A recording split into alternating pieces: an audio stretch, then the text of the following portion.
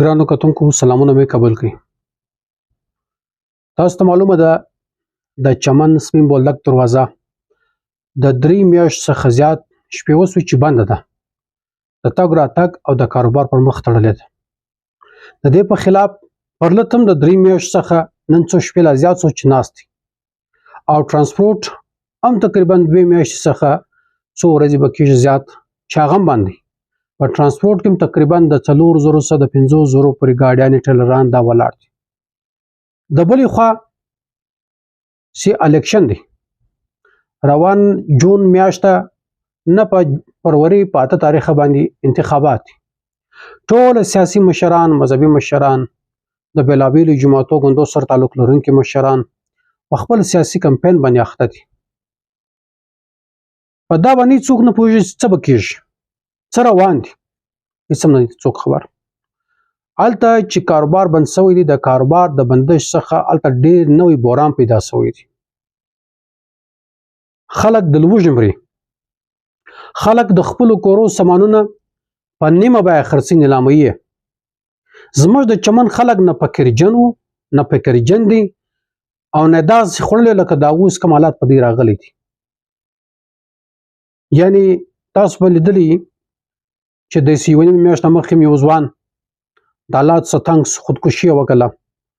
او برایم اخیستن هم د مولوي شرف الدین صاحب د مدرسې سره په دادو دی کې یو ځوان د بیروزګارۍ او د کور د اخراجات نه برابرول د وجې څخه خودکشي وکړه. دارنګه تاسو وکتلی چې بل ځوان په میډیا کې راځي وایي زه په خدای کې د ماښام هغې لرم. دا یعنې ډېر زور غواړي که موږ په دې خلکو باندې څنګه نیوکې وکړو، الله دې موږ ټول ځین وساتي او په خپل ځان برابر کړو چې دا ډېر زور غواړي. د ورڅه په هغه کورو کې پوښتنه وکړه چې هغو ته شیرخوره بچیان پراته وي، سپین ږیري پراته وي ناجوړه ناروغه، سپین سري ورته پراته وي ناجوړه ناروغه او د کاروبار په ګرده کور کې سره سکه نه لري او د ماښام وچ وړه نه لري. د ورڅه په هغه حالات په هغه باندې پوښتنه وکړي. خو د دې دپاره دا پرلت کې بیا کم مسلطي جرګه چوله کې 8 کسیزه کمیټې جوړه کړه چې هغه 8 کسیزه کمیټې نومان څه دا ډول دي. په هغه کې حاجي الباري درکزی دی، حاجي حبیب الله اکا دی چې د چمن میر دی، حاجي علامه محمد صالح زی دی، حاجي شیرخان کاکوزی دی، حاجي جانان اکاردوزی دی، حاجي فضل الله خان ادوزی دی، حاجي امین الله خان نورزی دی او حافظ مطیع الله صاحب دی. د خلکو په پاکستان کې او د پاکستان سره د بندي سکم تجارانو پښتانه د دې وطن درد درلودي، د هغو سره رابطې وکړي، هغوی کور ودان. زما د معلوماتو در حده پورې چې دا وخت او دې خلکو ته 100 کروڑ روپۍ جمع شوي دي. یعنې 100 کروڑ روپۍ ورته جمع شوي دي. خو دې خلکو نه پوهېږم چې در اوسه ساعته پورې چې دوی په دې خلکو ولې نه تقسیم کړي. پکار دا ده چې دا خلک باندې د پیسې تقسیم کول سي، د دا بحرانه څخه دا خلک وباسي چې په میډیا کې راځي خواستی کې زارۍ کوي او خلک پسخونونه پوي. ټلیفون نمبر هغه شیر کړی دی، د پسخنه ټلیفون ورکوي، یو څه بل څه ورته وایي او نور ځوانان چې په میډیا هم نه راځي یعنې دی خوړلې نه ده هغه چیش کې خودکشي کوي. نو دې دپاره پکار ده چې په محلو کې په کلو کې کمیټیانې جوړې سي چې په هغه کې د غریبانو نومان ولیکل سي او هغو ته په هغو باندې دغه پیسې تقسیم سي. خو راځم خبره یوازې د دې 100 کروڑ روپیو نه ده، دا 100 کروڑ روپۍ به هم تقسیم سي، دا به موخوړ سي. بیا راځم اپیکس کمیټۍ چې دا کومه ډرامه یې جوړه کړې ده، دروازه چې بنده کړې ده چې مهاجرین باسو خامخا به پاسپورټ یې دا ډرامه چې جوړه کړې ده اپیکس کمیټۍ. دغه اعلان وکړي چې د چمن 8,000 کسان ته موږ د میاشتې 100,000 روپۍ ورکوو. ما برای معلومات کړي دي چې په هغه کې 1200 کسانو پیسې ایستلې دي. هغه پیسې دی وتلې دي چې دا په کورونا په دور کې په کال 2019 کې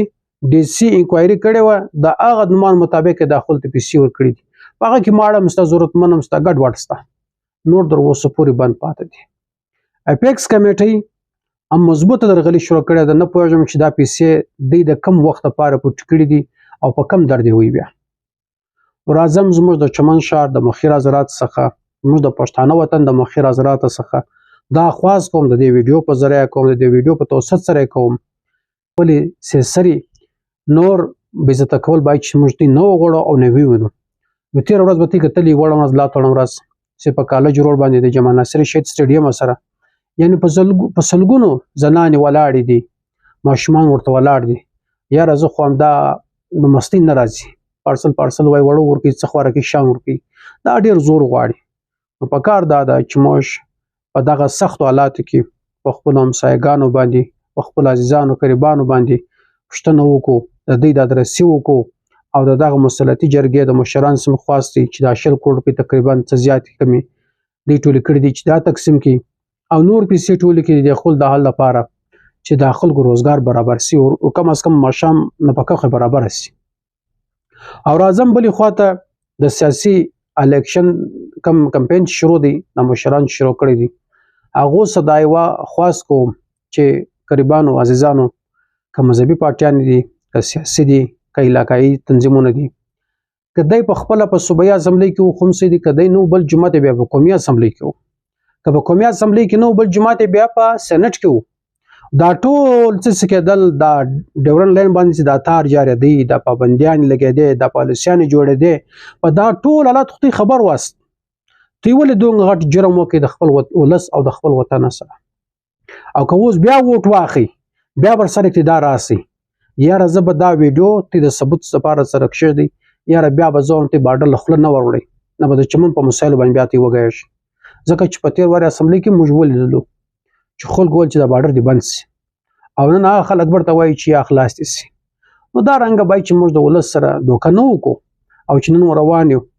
که چې کول په غاړه کې اچولی دی ملنګیان د ځانه جوړ کړي دي در په در ګرځو کور په کور ګرځو چې ووټ غواړو د ووټ فکر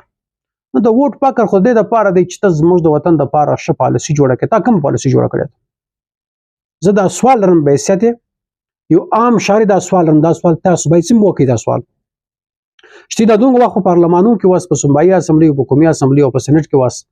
ته زموږ دپاره کومه پالیسي جوړه کړې ده ته یوه پالیسي نه ده جوړه کړې ته صرف د ډانګې او د ډونګې در حده پورې محدوده واست د کمیشن د کرپشن د حده پورې محدوده واست نور ته یو کار نه دی کړی نو د خدای په خاطر تیر کم نه دی کړی اوس خو اواز پورته کوي دا مثلا اوس تی په جوبو کې د ستی په لاسو کې د تی خلاصولی سي که تی وغواړي یا تی ایمانداري وکړي تی خلاصولی سي د ووټ شرط به نه د ووټ بغیر شرط تی خلاصولی سي که تی ایمانداري وکړي خو زه دا ټول کتونکو د ټولو ولس ته دا خواست کوم چې خپل مشران ته ودرېږي د هغو څه دا پوښتنه وکړي د هغو څه دا سوال وکړي چې په تېر دوه کې په پارلمان کې وس قانون سازي وسولې تی ولې هلته کار نه وکړي اوس یې ولې نه کوئ اوس باید چې راولاړ سي وکړي خدای مو خوشحاله ده په مخ مو شه